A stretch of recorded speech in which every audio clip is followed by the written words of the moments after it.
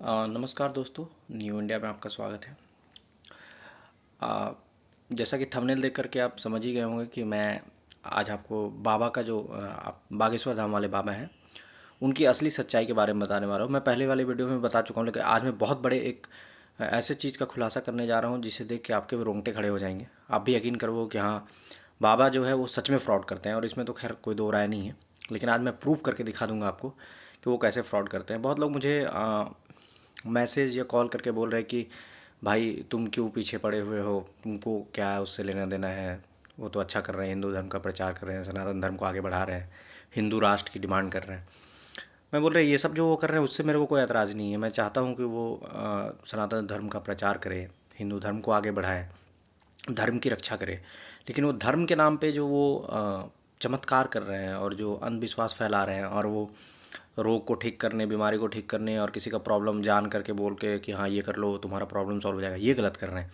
क्योंकि ये करके वो अपना बाजार बना रहे हैं, अपना मार्केट बना रहे हैं, अपना एक बिजनेस तैयार कर रहे हैं, और अच्छा पैसा भी बना रहे हैं, साथ ही साथ बहुत पॉपुलर भी हो रहे हैं। और आपको ये बोलने में, मुझे ये बोलने में मतलब ज़रा भी संकोच नहीं है कि वो इसके पीछे उनको एक अब पॉलिटिकल सपोर्ट भी मिल गया है। अब जिनके पीछे पॉलिटिकल सपोर्ट रहेगा तो फिर उनका तो भाई कोई सच में कुछ नहीं बिगाड़ सकता है, तब तक जब तक कि वो सपोर्ट मिलता रहे। तो अभी मैं आपको एक पहले वीडियो दिखाने जा रहा हूँ। इस वीडियो को गौर से देखिएगा, आपको खुद ही समझ में आ जाएगा। जैसा कि आप जानते होंगे, बागेश्वर धाम वाले बाबा जो हैं वो क्या करते हैं, पंडित धीरेन्द्र शास्त्री जी, वो हर किसी के लिए एक पर्चा बनाते हैं, और उसी पर्चा पे फिर वो करते हैं चर्चा। तो पर्चा पे चर्चा जो वो करते हैं, तो उनका ये कहना है कि वो पर्चा जो है वो अपने से बनाते हैं, सामने वाला कुछ बोलता नहीं है, और उनकी वो पर्चा बना देते हैं, और उसके बाद वो पर्चा पढ़ के वो सुनाते हैं। ये भाई धीरेन्द्र शास्त्री जी क्या किए हैं, अभी इस वीडियो में आप देखिएगा कि जो पर्चा बना रहे हैं, पर्चा में मुश्किल से वो 3 से 4 लाइन लिख रहे हैं, ठीक है। और मतलब किसी भी इंसान के लिखने की स्पीड कितनी हो सकती है, अगर वो अनटिल एंड अनलेस कि वो शॉर्ट हैंड राइटिंग नहीं जानता हो, शॉर्ट राइटिंग, या फिर जो पत्रकार लोग जो फटाफट लिखते हैं वैसा नहीं जानता हो, तो मेरे ख्याल से वो पत्रकार वाली राइटिंग तो लिखते नहीं हैं, वो तो सिंपल लिखते हैं। क्योंकि उनका लिखा हुआ मैं आपको दिखाऊंगा अभी, ठीक है। उसका भी फ़ोटो मैं दिखाऊंगा, हो सकता है आप इससे पहले पर्चा का उसका फ़ोटो नहीं देखे होंगे। तो मैं दोनों ही चीज़ आपको दिखाऊंगा। पहले आप उनका ये वीडियो देखिए, इसमें आप साफ साफ देख सकते हैं कि वो कुछ ही सेकंड में मुश्किल से 3 और 4 लाइन लिख रहे हैं। मतलब 3 4 लाइन ही लिख रहे हैं, शब्द नहीं मैं बोलूँगा, वाक्य नहीं बोलूँगा, 3 4 लाइन लिख रहे हैं, मतलब 3 या 4 लाइन। लेकिन उस जब वो पढ़ रहे हैं उस पर्चे को, तो कम से कम वो ऐसा लग रहा है कि 15 20 लाइन पढ़ ले रहे हैं। आप खुद ही देखिए वीडियो, उसके बाद इस वीडियो में हम लोग चर्चा करेंगे। लेकिन वीडियो को ध्यान से देखिएगा। वीडियो में ये देखिएगा कि वो लिखते कितने लाइन है। मतलब शुरू इधर से करके इधर ख़त्म 1 लाइन, इधर से ख़त्म करके इधर ख़त्म 2 लाइन, इधर से शुरू करके इधर ख़त्म 4 लाइन, ऐसे करके 4 या 5 लाइन लिखेंगे वो। लेकिन जब पढ़ेंगे तो 15 20 लाइन पढ़ेंगे। गौर से देखिएगा इस वीडियो को। माइक लो। सन्यासी बाबा की, बागेश्वर बालाजी महाराज की, गुरुदेव महाराज की जय जय सीताराम। श्री सीताराम बोलो। श्री सीताराम। यहाँ आओ। आज बहुत देर तक दरबार लगेगा, बड़ी मस्ती के साथ दरबार लग रहा, खूब देर तक लगेगा। आप बैठे हो, खूब भजन करो, राम नाम का जप करो। पूछो भैया, हमने पर्चा लिख लिया, आप पूछो। गुरुदेव आपको नमन। हमारा पर्चा यह है कि हमारी माता जी। क्या हो गया है? बात करो, बड़ी गंभीरता से बात करो। माता जी हमारी बहुत बीमार रहती है। डॉक्टर को नहीं दिखवाया? धन्यवाद। दिखाते हैं, क्या बोले? डॉक्टर दवा देते हैं पर कोई फर्क नहीं। उनको फर्क नहीं है, थोड़ा बहुत असर होगा, फिर उनको वही दिक्कत रहेगी। शिथिलता बनी ना? शिथिलता मिल जाती है गुरुदेव। हमारे बच्चे दोनों बिगड़े हुए हैं। हम आपसे ऑफलाइन भी थोड़ा बात करना चाहते हैं। Offline sir, mic offline. Mic नीचे रख दीजिए, बोल दीजिए।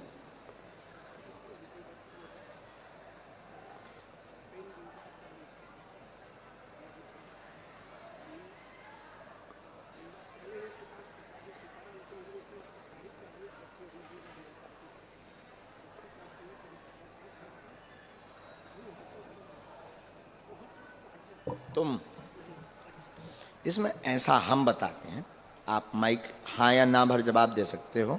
मोबाइल आपका है? माइक माइक ले लो हाथ में। हम बोलते जा रहे हैं और अगर गलत बोलें तो आप हमें टोक सकते हो। हमारे जो पर्चे में हमें बालाजी ने लिखवाया वो हम बोलते।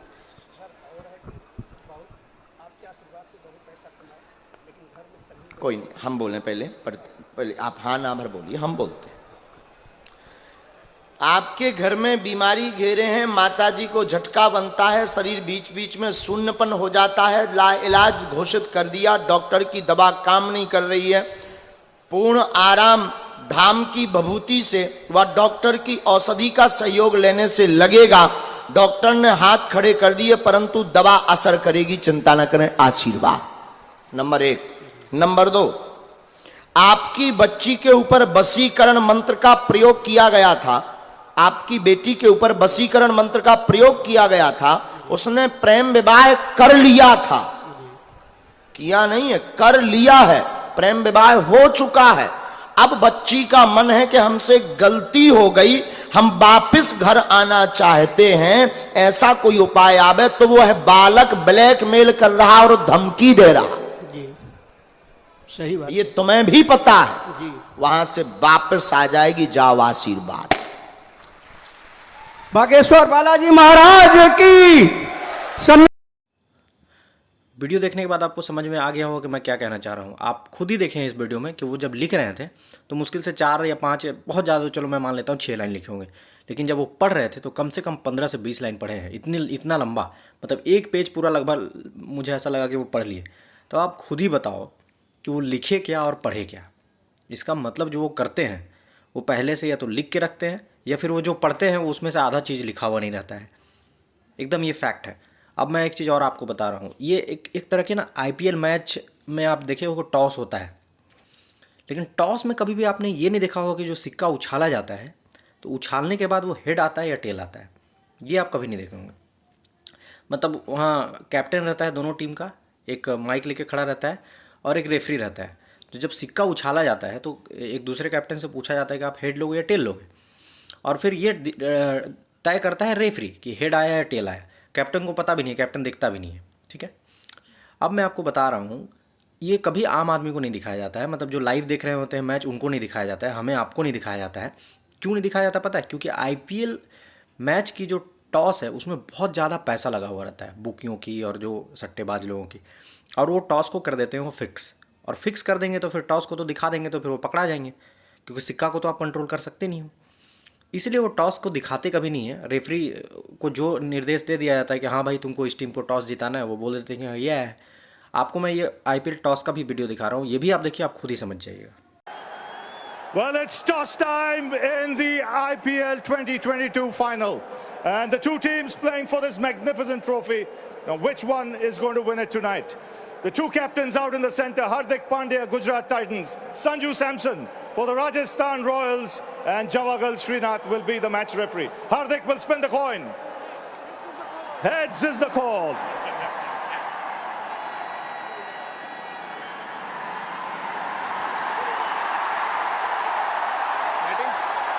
Well, Sanju, you won the toss. What have you decided? We would like to bat first. हाँ, आपने टॉस का भी वीडियो देख लिया। आपने टॉस के वीडियो में देखा होगा कि साफ साफ वो कभी लाइव में जूम करके नहीं दिखाते हैं कि टॉस में हेड आया है टेल आया। वो बस जो रेफरी बोल दिया वो हम लोग मान लेते हैं। इसका मतलब ये भी एक तरह से मतलब फिक्सिंग है।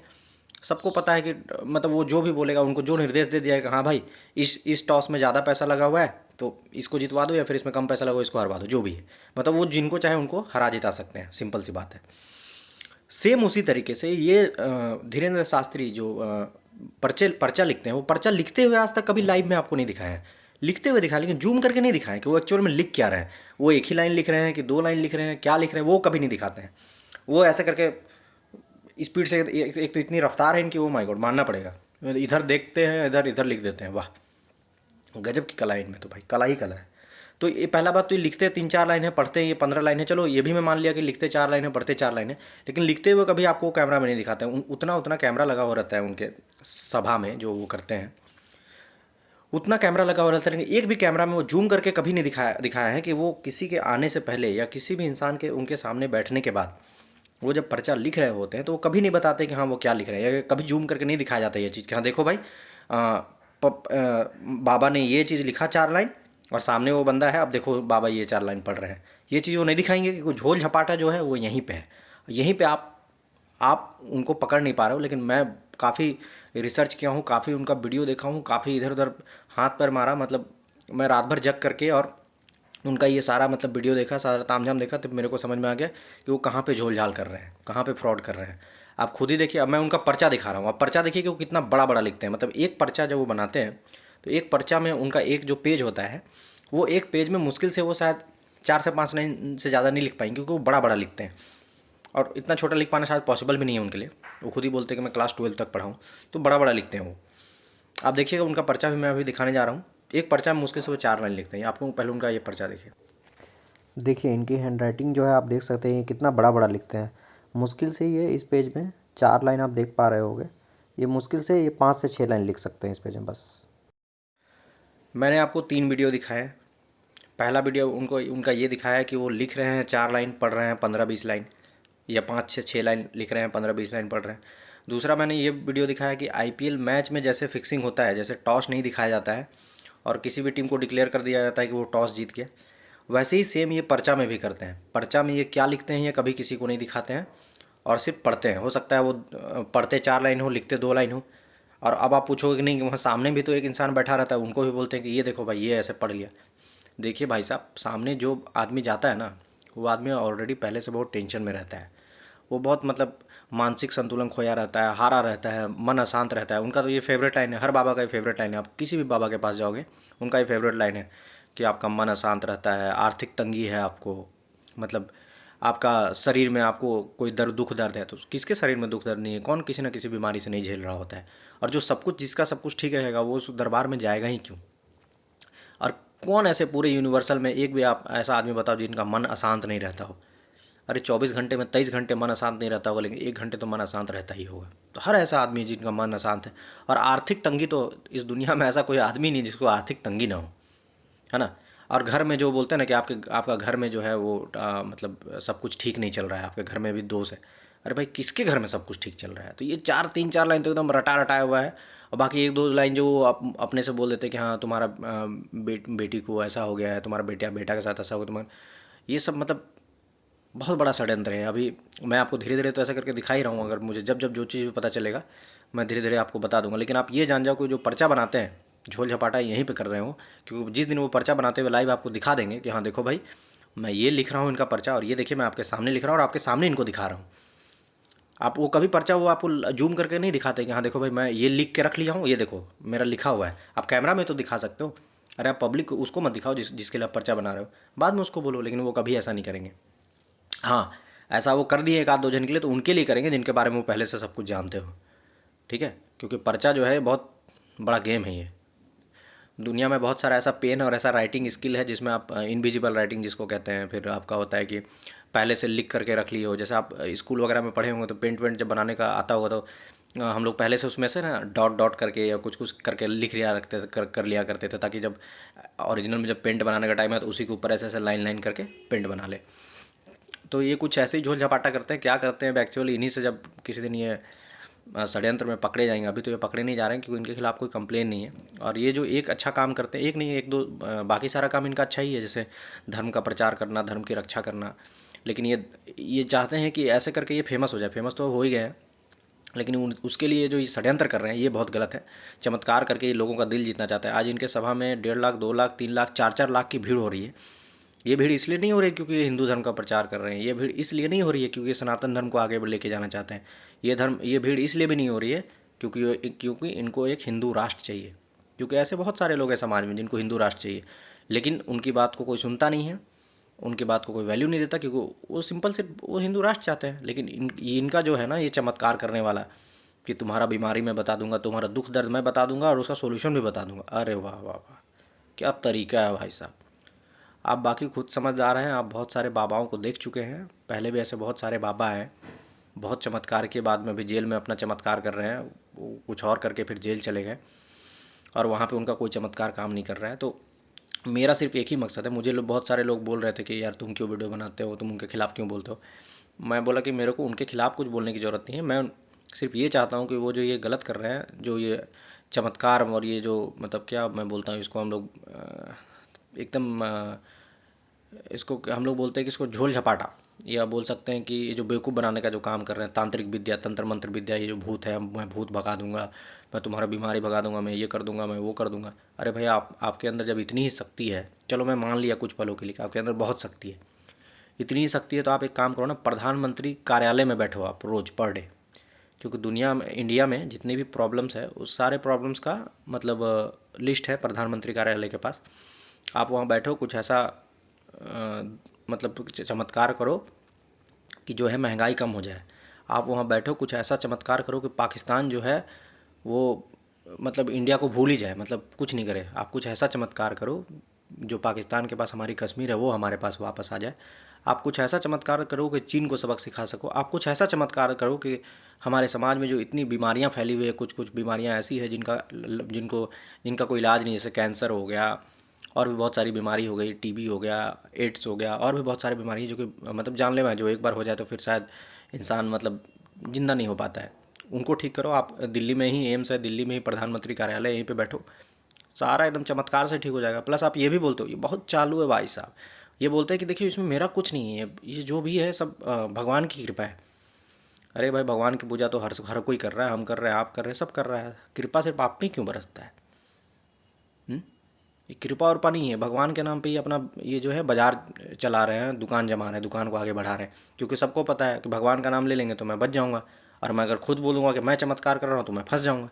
इसलिए बोलते हैं कि नहीं, मैं तो एक ढाबा हूँ, मैं कुछ नहीं बाबा, मैं ढाबा हूँ, मैं तो एकदम गंवार हूँ, अनपढ़ हूँ, जाहिल हूँ, क्योंकि ये सब बोल करके अपने आप को बचाते हैं। बहुत सारे इनके खिलाफ वीडियो बनाया है, इनके सपोर्ट में वीडियो बनाया है, लेकिन कोई भी लोग इनके खिलाफ खुल के नहीं बोलता है। उसके पीछे रीज़न ये है क्योंकि सबके ऑडियंस जो हैं वो मैक्सिमम हिंदू हैं और मतलब सनातन धर्म को मानने वाले हैं। तो सबको पता है कि अगर वो हिंदू सनातन के खिलाफ कुछ भी बोलेंगे तो उनके ऑडियंस जो है वो नाराज़ हो जाएंगे। इसलिए इनके खिलाफ भी जो वीडियो बनाता है वो बैलेंस्ड वीडियो बनाता है, मतलब उनका स्टेटमेंट अगर आप ठीक से पढ़ोगे या सुनोगे तो उनके स्टेटमेंट में कोई विरोधाभास ज़्यादा नज़र नहीं आएगा, वो डिफेंसिव स्टेटमेंट देते हुए आपको नज़र आएंगे कि जो इनके बातों को मतलब सपोर्ट करता हो ठीक से और उतना अच्छा खासा ये में विरोध नहीं करता हो। बाकी इनके खिलाफ तो मैं क्या ही बोलूँ, आप वीडियो 2-4 खुद से देखो या फिर आप देख चुके होगे तो समझ में आ जाएगा। बाकी नहीं तो ये मेरी वीडियो अगर आप पूरा देख ली हो अभी तक तो आपको पूरा ये समझ में आ ही गया होगा कि क्या झोल झपाटा करते हैं। इसलिए आप जो भी आपके मतलब आसपास में समाज में जो भी लोग इन पे मतलब आंख बंद करके जो ट्रस्ट करने लग गए हैं या फिर जो इनके मतलब दरबार में जाने लग गए हैं तो उनको समझाओ कि ऐसे मतलब अपना दुख दर्द लेके उनके पास नहीं जाए, नहीं तो बुरी तरीके से वो ठगे जाएंगे और बाद में उनको ये एहसास हो जाएगा कि उनका जो है सो कट गया है। ठीक है, चलिए, जय हिंद, जय भारत, और सनातन धर्म की भी जय। सनातन धर्म में हमारा आगे बढ़े, बट ऐसे लोगों से कृपया बच कर रहें। चलिए।